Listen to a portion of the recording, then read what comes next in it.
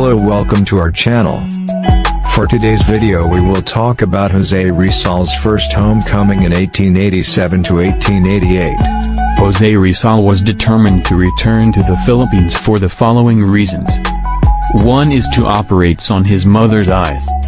2 is to serve his people who had long been oppressed by the Spanish tyrants. 3 is to find out for himself how the Noli and his other writings were affecting the Filipinos and Spaniards in the Philippines. And the last one is to inquire why Leonor Rivera remained silent.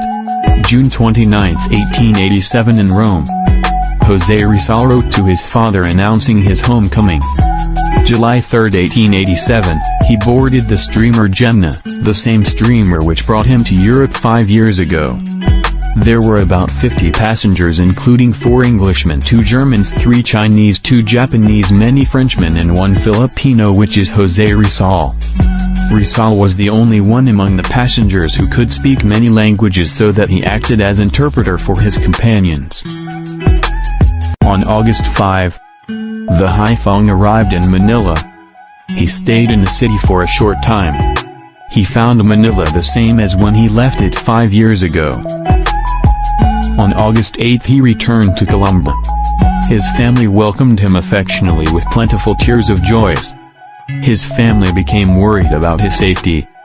Paciano did not leave him to protect him from any enemy assault. In Calamba, Jose Rizal established a medical clinic. His first patient was his mother, who was almost blind. News of the arrival of a great doctor from Germany spread far and wide. Patients from Manila and other provinces flocked to Calamba. Jose Rizal was called Dr. Rolliman because he came from Germany. Within a few months he was able to earn 900 pesos as a physician. By February 1888 he earned a total of 5,000 pesos as medical fees. Jose Rizal did not selfishly devote all his time to enriching himself. He opened a gymnasium for young folks and introduced European sports. He failed to see Leonora Rivera. Leonora's mother did not like him to be son-in-law. Few weeks after his arrival, Rizal received a letter from Governor-General Emilio Terrero requesting him to come to Malacanang Palace. When Governor-General Terrero informed him of the charge, he denied it, explaining that he merely exposed the truth but did not advocate subversive ideas. Governor-General Terrero was pleased by Rizal's explanation and curious about his book, and he asked the author to have a copy of the Noli so that he could read it. Rizal had no copy then because the only copy that he brought home was given to a friend. But he promised to secure one for the general. Fortunately, Rizal found a copy and gave it to General Terrero. He knew that Rizal's life was jeopardy because the friars were powerful.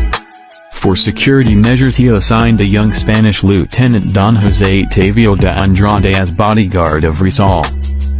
But Jose Rizal's enemies were powerful.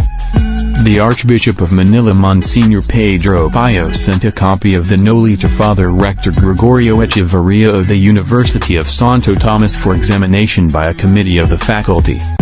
The report of the faculty members of UST stated that the Noli was heretical, impious, and scandalous in a religious order, and anti-patriotic, subversive of public order, injurious to the government of Spain and its function in the Philippine Island and the political order. Governor-General Terrero was dissatisfied with the report of the Dominicans. He sent the novel to the Permanent Commission of Censorship.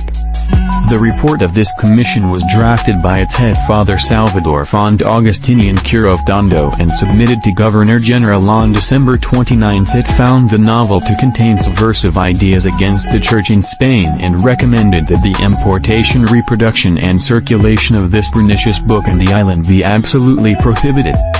What marred Rizal's happy days in Calamba with Andrade were the death of his older sister Olympia, the groundless tales circulated by his enemies that he was a German spy, a Protestant, a Mason and a witch, a soul beyond salvation, etc. Rizal's reasons for leaving the Philippines. The first one is his presence in Calamba was jeopardizing the safety and happiness of his family and friends. And the last one is he could not fight better his enemies and serve his country's cause with greater efficacy by writing in foreign countries. On February 3, 1888, Rizal left his country with a heavy heart. But this is for his own good and the safety of his family and friends. That's all for today's video.